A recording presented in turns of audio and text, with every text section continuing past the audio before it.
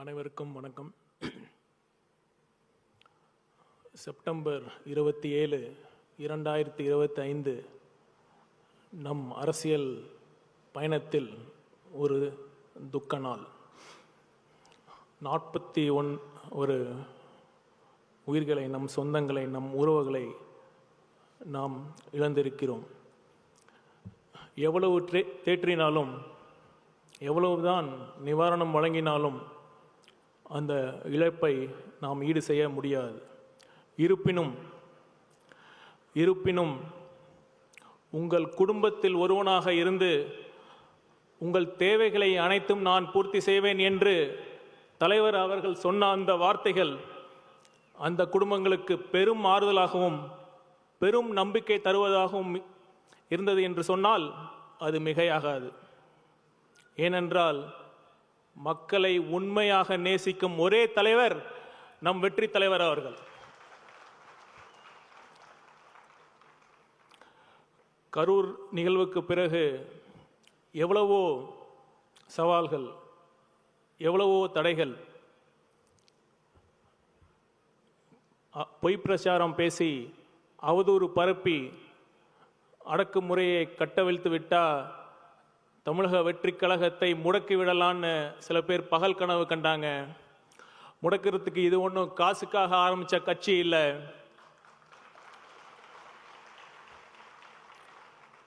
தேர்தல் வெற்றியை தாண்டி ஒரு அடிப்படை அரசியல் சமூக மாற்றத்திற்காக மதச்சார்பற்ற சமூக நீதி என்ற உன்னத கொள்கையோடு ஆரம்பிக்கப்பட்ட ஒரு உன்னத இயக்கம்தான் தமிழக வெற்றி கழகம்.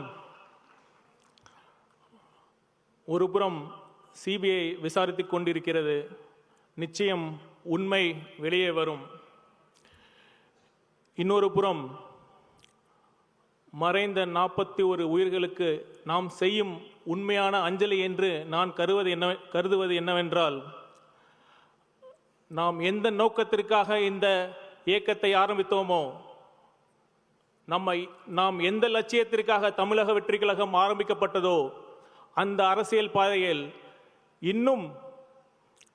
இன்னும் அதிகமாக கொள்கைப்பற்றுடன், இன்னும் அதிக விவேகத்துடன் முழுக்க மக்கள் நலன் சார்ந்த அரசியலை முன்வைத்து 2026 நம் வெற்றி தலைவர் விஜய் அவர்களின் தலைமையில் ஒரு நேர்மையான நல்லாட்சி அமைவதே இறந்து போன அனைத்து உயிர்களுக்கும் நாம் செய்யும் உண்மையான அஞ்சலியாக நான் கருதுகிறேன். நிச்சயம் அதை நாம் செய்வோம்.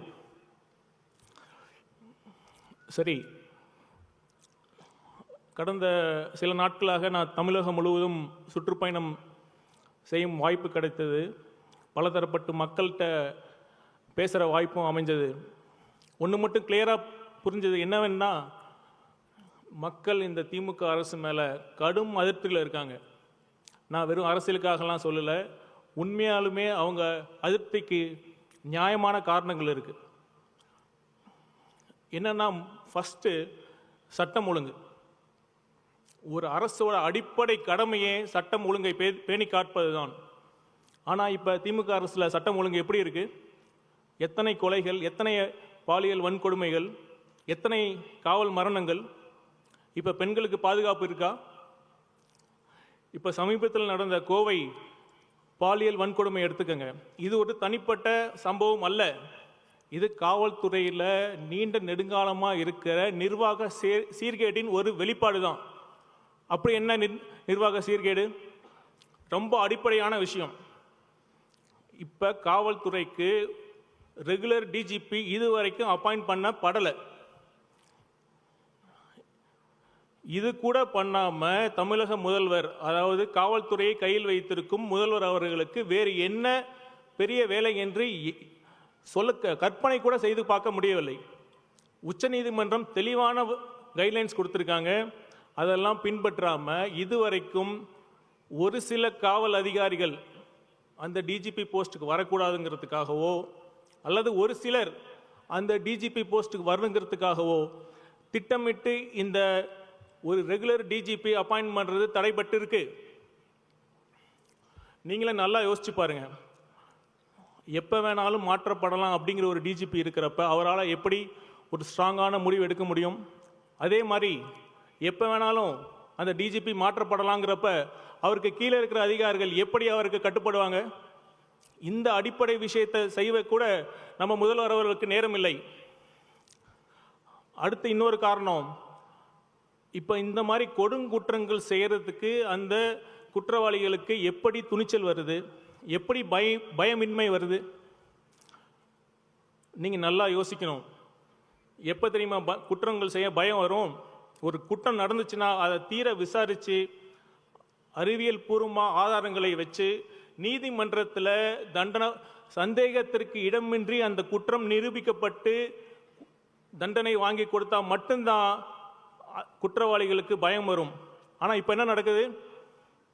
அரசியல் பரபரப்புக்காக என்கவுண்டர்ஸ்.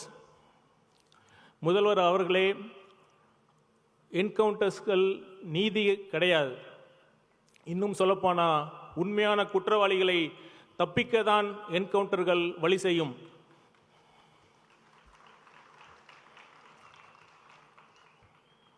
அடுத்து காவல்துறையில் இருக்கிற இன்னொரு முக்கிய சீர்கேடு பார்த்தீங்கன்னா, காவல்துறையில் இருக்கிற பணிச்சுமை.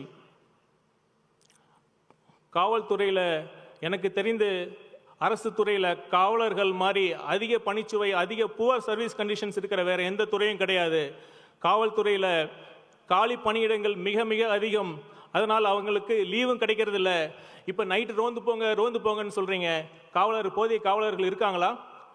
இப்போ children crime against women and children CWCன்னு ஒரு தனி பிரிவு இருக்குது. அதுக்கு போதிய காவலர்கள் போட்டிருக்காங்களா? இந்த மாதிரி எல்லா தனி பிரிவுக்கும் டைவர்ஷன் தான். மற்ற மாவட்டத்திலிருந்து இங்கே காவலர்களை பணிகளை மாற்றுறாங்க. இதுதான் ஒட்டுமொத்த இந்த நிர்வாக சீர்கேட்டுக்கு ஒரே குற்றங்கள் நடக்கிறதுக்கான காரணமாக இருக்குது. முதல்வர் அவர்கள் இதெல்லாம் பண்ண நேரம் இல்லாமல் அவருக்கு எதுக்கு தெரியுமா நேரம் இருக்குது? சினிமா பார்த்துட்டு விமர்சனம் சொல்கிறதுக்கு தான் நேரம் இருக்குது. கவலைப்படாதீங்க, 2026 நீங்கள் வீட்டில் உட்காந்து எவ்வளோ படம் வேணாலும் நீங்கள் பார்க்கலாம்.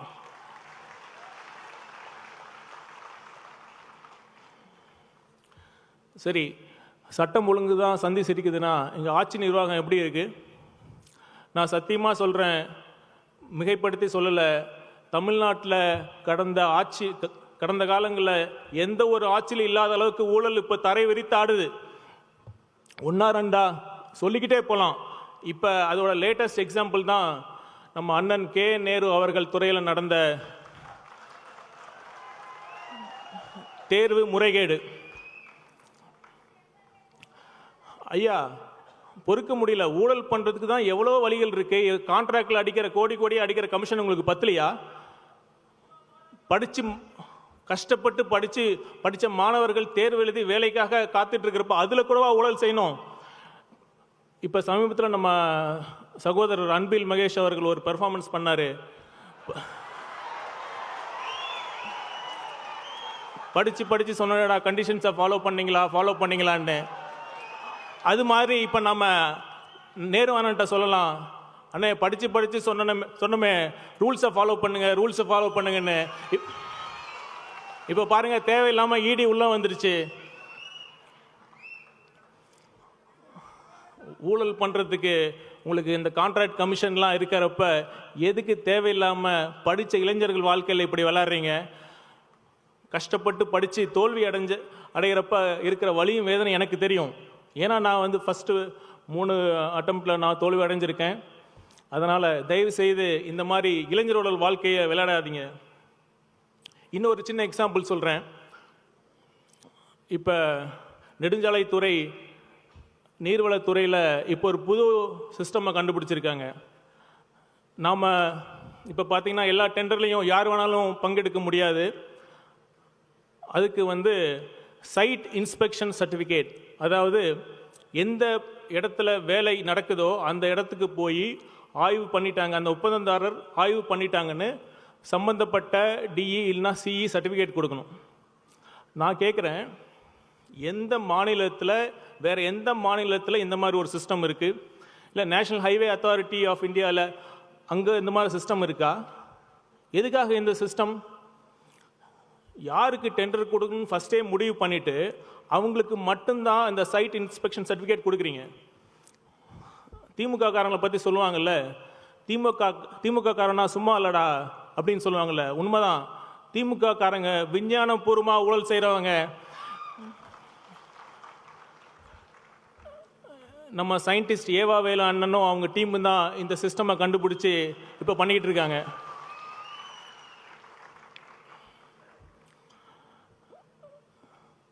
இதெல்லாம் எதிர்த்து கேள்வி கேட்டால் உடனே வழக்கு, எஃப்ஐஆர் தான். ஒரு அரசு இயந்திரம் எவ்வளோ பலம் வாய்ந்தது, எவ்வளோ பெரியது.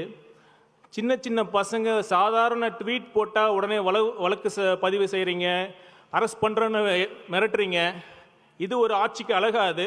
இப்போ சமீபத்தில் திருநெல்வேலியில் சட்டவிரோத கல்குவாரிக்கு எதிராக அறப்போர் இயக்கம் சார்பில் நடந்த கூட்டத்தில் பியூசிஎல் வழக்கறிஞர் அவர்கள் மேலே குண்டர்கள் தாக்குதல் நடத்தியிருக்காங்க. அதுவும் காவலர்கள் இருக்கிறப்பே அந்த தாக்குதல் நடந்திருக்கு. இது ஜனநாயகமா?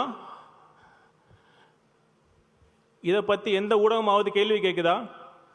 போன அதிமுக ஆட்சியில் புதிய தலைமுறைங்கிற தொலைக்காட்சி 120 சம்திங் இருந்த அந்த அரசு கேபிளில் 400 சம்திங்கில் இருக்கிற பொசிஷனுக்கு மாத்திரப்ப சேவ் டிஎன் மீடியா அப்படின்னு குரல் கொடுத்தீங்களே, இப்போ ஏன் புதிய தலைமுறை சேனலை நீங்கள் பிளாக் பண்ணீங்க?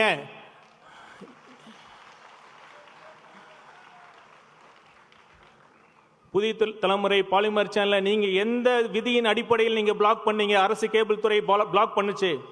பதில் சொல்லுங்க திரு ஸ்டாலின் அவர்களே. ஐயா ஸ்டாலின் அவர்களே, உங்களுக்கு ஒரு தாழ்மையான வேண்டுகோள். தயவு செய்து உங்கள் ஆட்சியை திராவிட மாடல் ஆட்சின்னு சொல்லி திராவிட இயக்க தலைவர்களை கொச்சப்படுத்தாதீங்க. நீங்கள் வேணா ஸ்டாலின் மாடல் ஆட்சிக்குன்னு சொல்லிக்கோங்க, எங்களுக்கு எந்த வித ஆட்சேபனையும் இல்லை. இப்போ திமுக ஆட்சியோட சாதனைனா அவங்க எதை சொல்கிறாங்க? அவங்க சொல்கிறது ஒன்றே ஒன்று தான். சிஎம் போனாலும் சரி, டெப்டி சிஎம் போனாலும் சரி, எந்த மினிஸ்டர் எம்எல்ஏ எந்த கூட்டத்துக்கு போனாலும், அம்மா உங்களுக்கு 1000 ரூபா வருதா, அம்மா உங்களுக்கு கிடைக்குதா, வரலன்னா சூப்பர், இதுதான் திராவிட மாடல் ஆட்சிம்பாங்க. வரலையா பேர் கொடுங்கம்மா, சரி பண்ணிடுறோன்னு. இலவச பஸ், பெண்களுக்கு 1000 ரூபா, பள்ளி மாணவிகளுக்கு மாதம் 1000 ரூபாய்.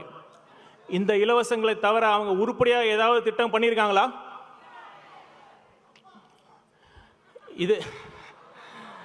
இது ஏதோ திமுக கட்சி சார்பாக அவங்க நிதியிலிருந்து அவங்க திமுக கோடி கோடியாக வச்சிருக்காங்களா, அவங்க அறக்கட்டளையில் அந்த பணத்திலிருந்து கொடுத்தா நீங்கள் போய் அது பெருமையாக நீங்கள் சொல்லிக்கலாம். அரசு வரி பணத்தில் நீங்கள் கொடுத்துட்டு கொஞ்சம் கூட வெக்கமே இல்லாமல் நீங்கள் கொடுத்துட்டோம் இலவசங்களை கொடுத்துட்டோன்னு சொல்லி பெருமைப்பட்டுக்கிறீங்களே, இது கொஞ்சமாக உங்களுக்கே அழகா இருக்காது? ஒரு கட்சி பெண்களுக்கு மாதம் 1000 ரூபா தரேன்னு சொல்கிறாங்க, இன்னொரு கட்சி மாதம் 2000 ரூபான்னு சொல்கிறாங்க. இதுக்கு எங்கே முடிவு? இப்போ சமீபத்தில் பார்த்தீங்கன்னா பீகார் எலெக்ஷன் அப்போ அரசாங்கமே 10,000 ரூபாய் அவன் அக்கௌண்ட்டில் போட்டிருக்காங்க. மக்கள் நம்ம நல்லா சிந்திக்கணும். இந்த இடத்துல நான் ஆணித்தரமாக பதிவு செய்ய விரும்புகிறேன். இலவசங்கள் யார் யாருக்கு தேவையோ கண்டிப்பாக அவர்களுக்கு கொடுப்பது ஒரு அரசாங்கத்தின் கடமை. ஆனால் இதை வைத்து அரசியல் செய்வது ஜனநாயகத்திற்கு பெரிய அச்சுறுத்தலாக இருக்கும். இதற்கு ஒரு தீர்வு என்ன? இலவசங்களுக்காக ஒரு ஆணையம் அமைக்கலாம். அந்த ஆணையத்தில் முதலமைச்சரும் இருக்கலாம், எதிர்க்கட்சி தலைவரும் இருக்கலாம். அவர்கள் இருவரும் சேர்ந்து யார் யாருக்கு எவ்வளவு தேவையோ அதை கருத்தில் கொண்டு, அதே சமயம் மாநிலத்தின் நிதி வலிமையும் கருத்தில் கொண்டு அவர்களுக்கு போதிய நிதி உதவியை அளிக்கலாம். இதை வைத்து தயவு செய்து அரசியல் படுத்தி உதவி பெறும் மக்களை கொச்சைப்படுத்தாதீர்கள்.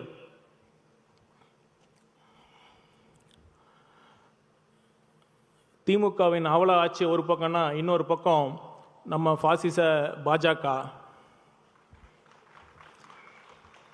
ஏன் பாசிசம்னு சொல்கிறேன்னா, தேர்தலில் ஜெயிக்கிறது மட்டுமே ஜனநாயகம் இல்லை. ஜனநாயகம் எப்போ முழுமை பெறும்னா, ஜனநாயக அமைப்புகள், அதாவது டெமோக்ராட்டிக் இன்ஸ்டிடியூஷன் சொல்லப்படுற தேர்தல் ஆணையம், நீதித்துறை, ஊடகம், சிபிஐ போன்ற அமைப்புகள் தன்னாட்சியுடன் செயல்பட வேண்டும். ஆனால் அந்த சூழல் இப்பொழுது இருக்கிறதா? இப்போ தேர்தல் ஆணையம் சார் அப்படிங்கிற தீவிர வாக்காளர் சீர்திருத்தம் அப்படிங்கிற முறையை கொண்டு வந்திருக்காங்க. இது இது எப்படி இருக்குன்னா, ஒரு கேம் ஒரு மேட்ச் விளாட்றப்ப அந்த ரெஃபரி நடுநிலையாளராக இருந்தால் மட்டும்தான் நம்மளும் ஆடி நம்மளும் ஜெயிக்க முடியுங்கிற நம்பிக்கை வரும். ஆனால் இப்போ தேர்தல் ஆணையத்தில் இருக்கிற தேர்தல் ஆணையர்கள் ஒன்றியத்தில் ஆளும் ஆட்சியாளர்கள் மட்டுமே நியமிக்கக்கூடிய ஒரு சூழ்நிலை இருக்குது. இப்போ எப்படி அவங்க எடுக்கும் முயற்சிகளின் மீது நமக்கு நம்பிக்கை வரும்? கண்டிப்பாக அந்த நம்பிக்கை இல்லை என்பதுதான், தேர்தல் ஆணையம் நம்பிக்கை இழந்துவிட்டது என்பதுதான் நிதர்சனமான உண்மை. இப்போ பீகாரில் 65 லட்சத்திற்கு மேலான வாக்காளர்கள் நீக்கப்பட்டுள்ளார்கள். அதில் ஒரு குறிப்பிடும்படி ஒரு significant numbers of Bihar people தமிழ்நாட்டில் இருக்காங்க. இப்போ அவங்களுக்கு தமிழ்நாட்டில் குடியுரிமை வழங்கப்படுமா? இது மாதிரி ஏகப்பட்ட கேள்விகளுக்கு இதுவரை தேர்தல் ஆணையம் உரிய பதில் அளிக்கவே இல்லை. இதெல்லாம் அளிக்காம தமிழ்நாட்டில் தேர்தலுக்கு சில மாதங்களுக்கு முன்னாடி இந்த மாதிரி தீவிர வாக்காளர் திருத்தம் கொண்டு வருது முற்றிலும் ஏற்கத்தக்கது அல்ல. இப்போ இதை பார்த்தீங்கன்னா, இது பிஜேபி ஆர்எஸ்எஸோட ஒரு பெரிய பேட்டர்ன். இப்போ 2014 பிஜேபி அரசு வந்தவுடன் பார்த்தீங்கன்னா என்னென்ன திட்டங்கள் கொண்டு வந்தாங்கன்னா, demonetisation, uniform civil code, CAA, ஹிஜாப், ஒன் நேஷன் ஒன் எலெக்ஷன், அப்புறம் இப்போ இந்த சார், இந்த மாதிரி மக்களை கொதி நிலையிலேயே வச்சிருக்கிறதுலாம் பாஜக ஆர்எஸ்எஸோட அவங்களோட செயல் திட்டம். மக்களை சிந்திக்க விடாமல் எப்போவுமே ஒரு எமோஷ்னலான சார்ஜ் ஸ்டேட்லேயே வச்சுருக்காங்க. இதனால தான் நாம் சிந்திக்கிறதுக்கு வாய்ப்பு இல்லாமல் மீண்டும் நம்ம தவறான வேட்பாளர் நாம் தேர்ந்தெடுத்து நமக்கே நாம் இந்த மாதிரி மோசமான ஆட்சியாளர்களிடம் நாம் சிக்கிக்கொள்கிறோம். இதற்கெல்லாம் என்ன தீர்வு? தீர்வு நம்மக்கிட்ட தான் இருக்குது. தமிழக மக்கள்கிட்ட ஒன்று சொல்கிறேன். நம்ம பக்கத்து மாநிலம் கேரளாவில் அரசு மதுபான கடைகளில் பாட்டிலுக்கு 10 ரூபா வாங்குறதில்ல, தெரியுமா? கம்ப்யூட்டர் பில் கொடுப்பாங்க, மீதி சேஞ்சை கொடுத்துருவாங்க. அதோட ஒன்று முக்கியமான விஷயம், கேரளாவில் ஓட்டுக்கு பணம் கொடுக்கறதில்ல. தமிழக மக்கள் சிந்தித்து பார்க்கணும்.